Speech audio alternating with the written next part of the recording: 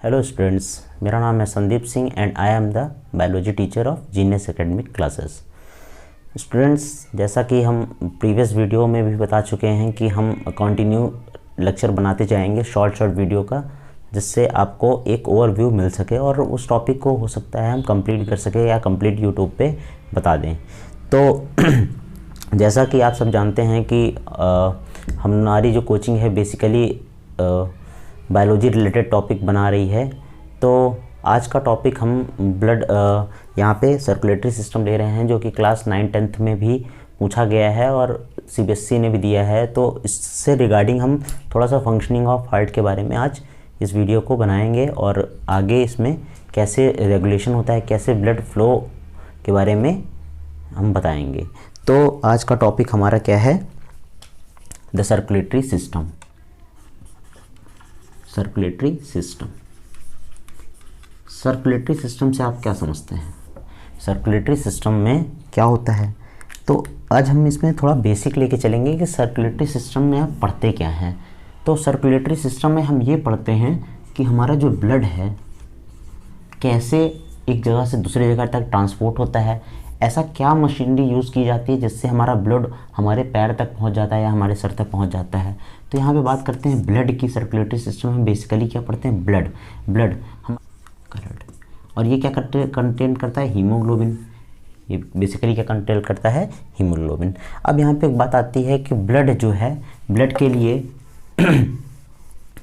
Blood में ऐसा क्या कौन सी मशीनरी वर्क करती है यहाँ पे ब्लड के केस में, जो इसको ट्रांसपोर्ट कर देती है एक पोर्शन से दूसरे पोर्शन तक। तो यहाँ पे ब्लड को पंप करने के लिए एक ऑर्गन प्रेजेंट होता है जिसका नाम है हार्ट। इसको हम कहते हैं हार्ट। हार्ट क्या होता है? हार्ट ही वो मशीनरी है जो आपको ब्लड पंप करने के लिए रिस्पॉन्सिबल है। हार्ट। हम लोग हर बात में दिल की बात करते हैं, तो ये दिल है क्या? यही दिल है, हार्ट है। इसमें 4 चैम्बर होते हैं, 4 चैम्बर हार्ट होता है, ठीक है। बेसिकली इसका काम क्या होता है? अब देखा गया है ये मल्टी सेलुलर के केस में, मल्टी सेलुलर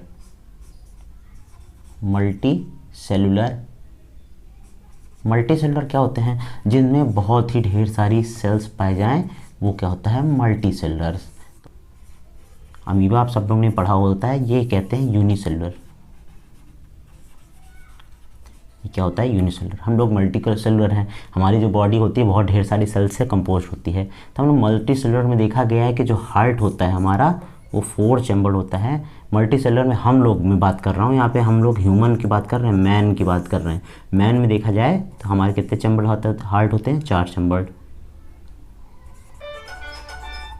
हमारे कितने हार्ट होते हैं? 4 चैम्बर्ड होते हैं। 4 चैम्बर्ड में 4 चैम्बर्ड का नाम अगर हमसे कोई पूछता है तो 4 चैम्बर्ड के हम नाम लिख सकते हैं कि हमारा होता है। इसको अगर डिफाइन करना हो 4 चैम्बर्ड को, तो हम लोग बेसिकली लिखते हैं क्या?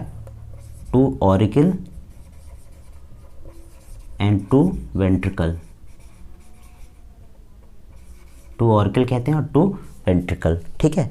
2 ऑरिकल एंड 2 वेंट्रिकल। अब 2 ऑरिकल जो हैं उसमें एक हो सकता है राइट वाला हो सकता है और एक होता है लेफ्ट वाला।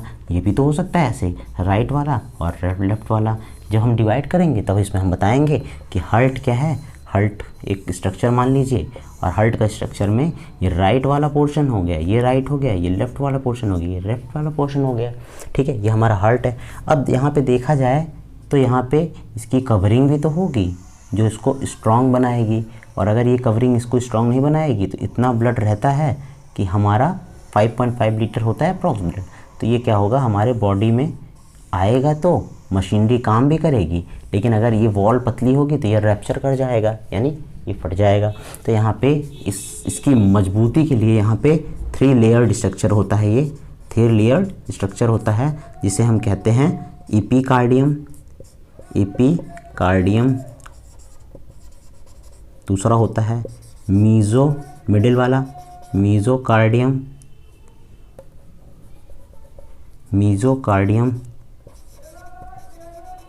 और तीसरा होता है एंडोकार्डियम। कार्डियम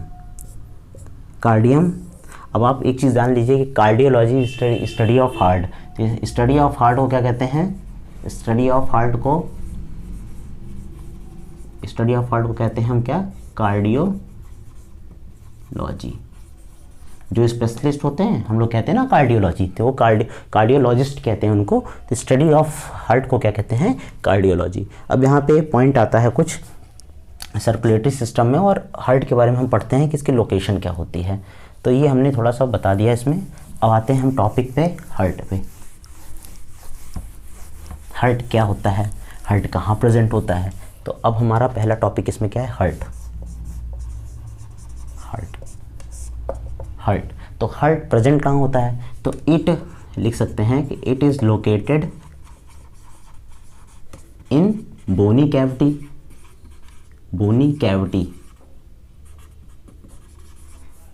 लिख सकते हैं। It is located in bony cavity, और ये कैविटी का नाम क्या होता है, थोरेसिक कैविटी लिखते हैं, थोरेसिक कैविटी क्या होता है, हमारा ये जो रीजन होता है, ये फ्रंट वाला रीजन होता है, थोरैक्स जिसे कहते हैं, इसी के अंदर यहाँ पे स्ट्रक्चर प्रेजेंट होता है यहाँ पे, ठीक है, यहाँ पे ये प्रेजेंट होता है। अब लेफ्ट साइड पोर्शन में बेसिकली हार्ट होता है, कुछ केसेस में देखा गया किसी के राइट हार्ट भी होता है। तो बोनी कैविटी में ये प्रेजेंट होता है, या थोरेसिक कैविटी में कह सकते हैं, थोरैक्स रीजन पे ये प्रेजेंट होता है, ठीक है, कैविटी। और इसमें हमारी जो रिब्स होती हैं, यहाँ पे हम लिख सकते हैं कि इट इज़ आप कह सकते हैं कि ये एक it is clench fist like structure लिख सकते हैं, क्लंच फिस्ट लाइक स्ट्रक्चर।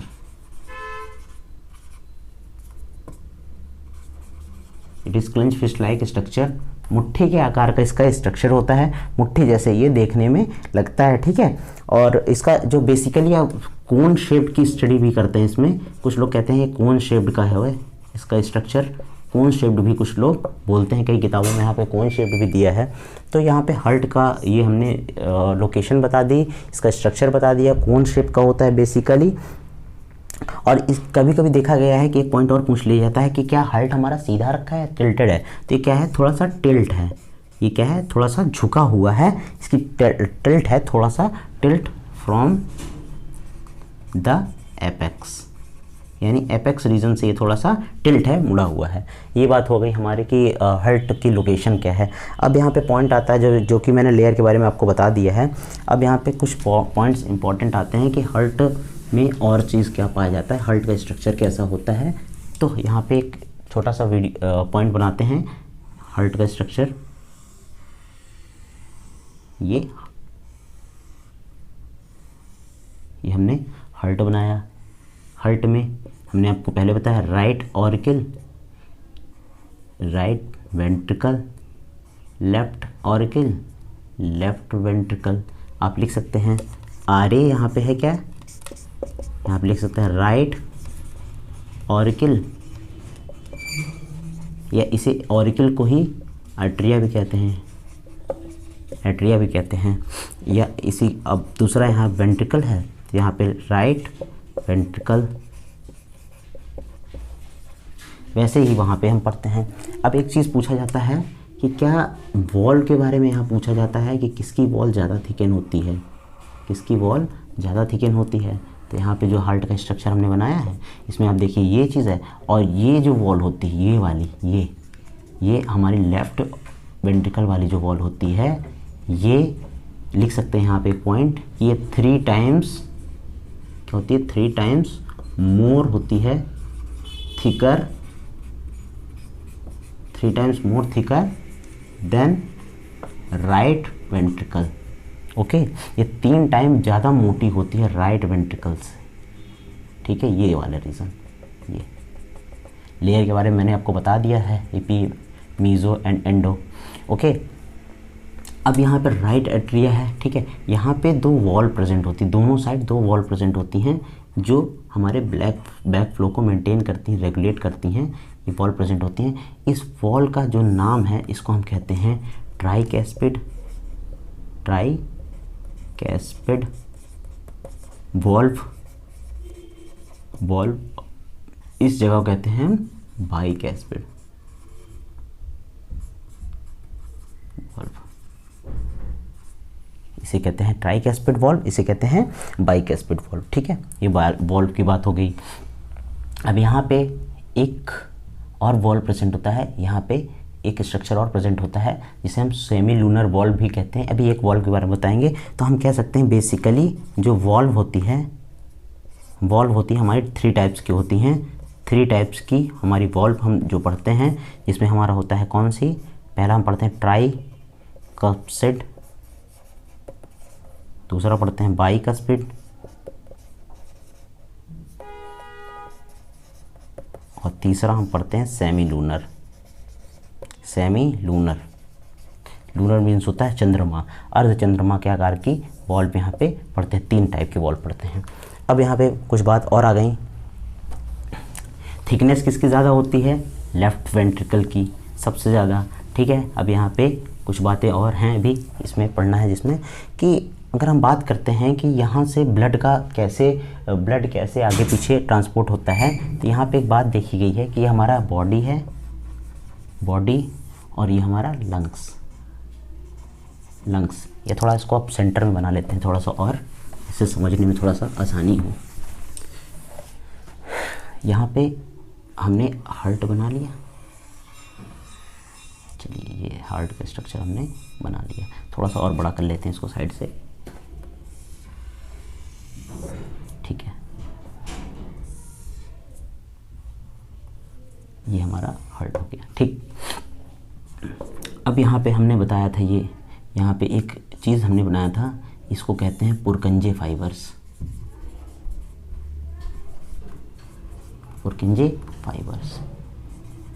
ये क्या करते हैं, ये हमारे इलेक्ट्रिक इम्पल्स को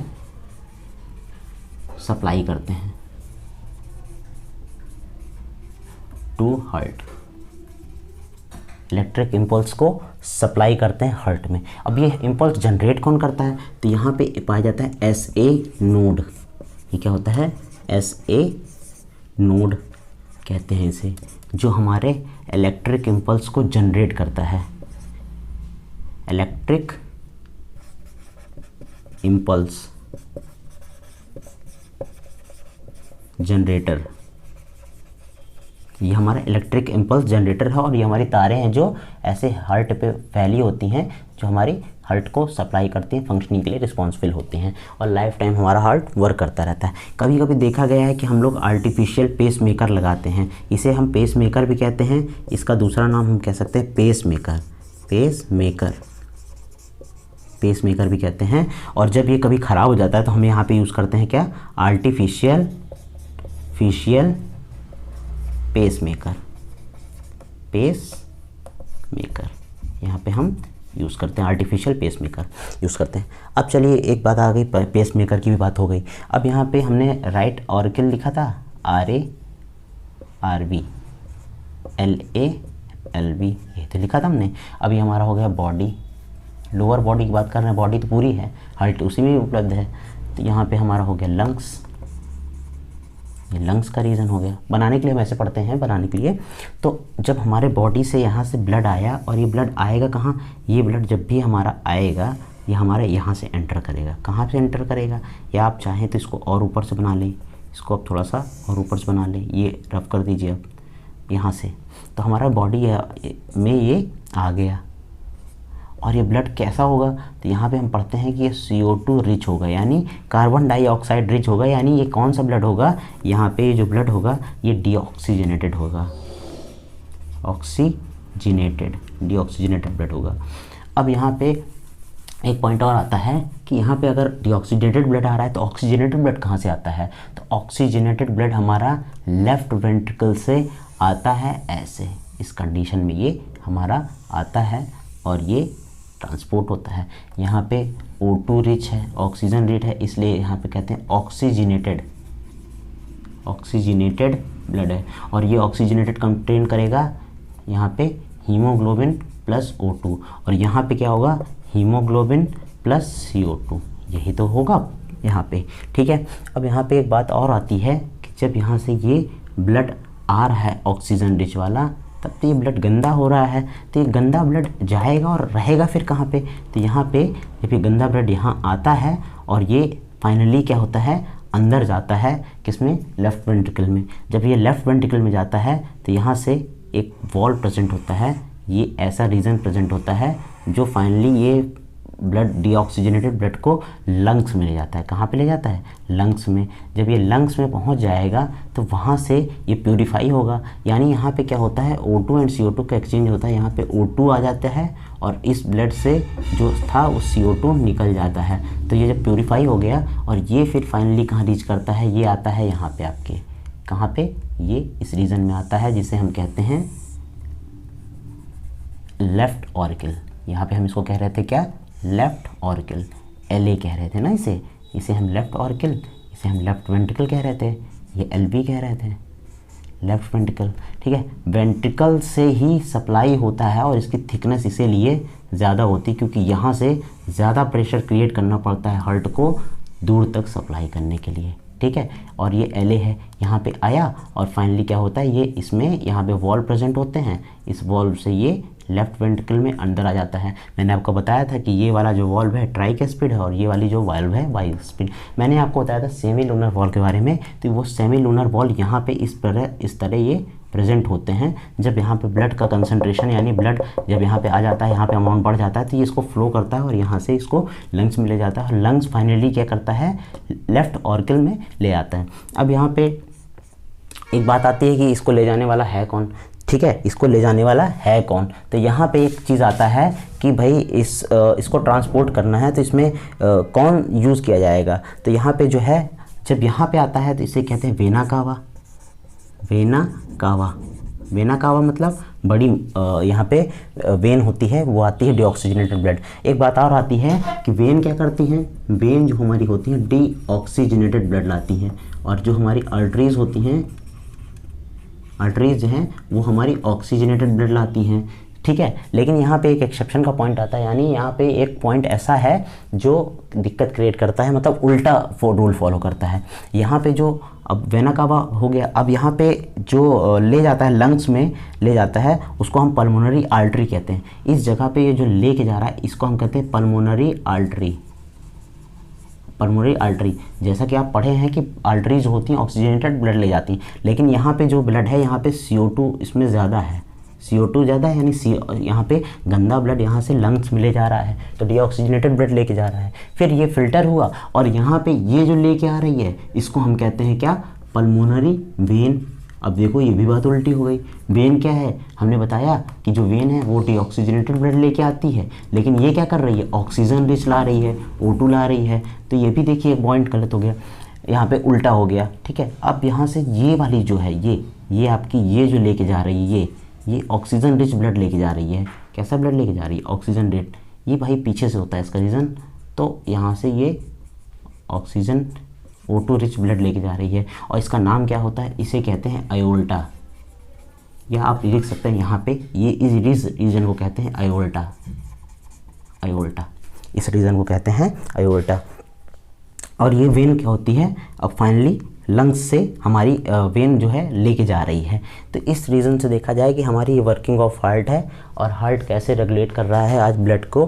तो इसमें आपको जो भी जहाँ पे भी दिक्कतें हों आप मुझे कमेंट करेंगे और मैं इसको दोबारा बताऊँगा। तो आज का टॉपिक यहाँ पे हार्ट था, हार्ट के बारे में मैंने थोड़ा फंक्शनिंग इसमें बताया है। तो आप लोग को वीडियो कैसा लगा आप कमेंट में ज़रूर लिखिएगा और हमारे वीडियो को लाइक करिएगा, शेयर करिएगा, सब्सक्राइब करिएगा एंड कमेंट करिएगा, जिससे हम ज़्यादा से ज़्यादा आपको अच्छे से तरह समझा सकें। तो फिर मिलते हैं आपसे नेक्स्ट वीडियो में इसी के आगे, तब तक के लिए थैंक्स।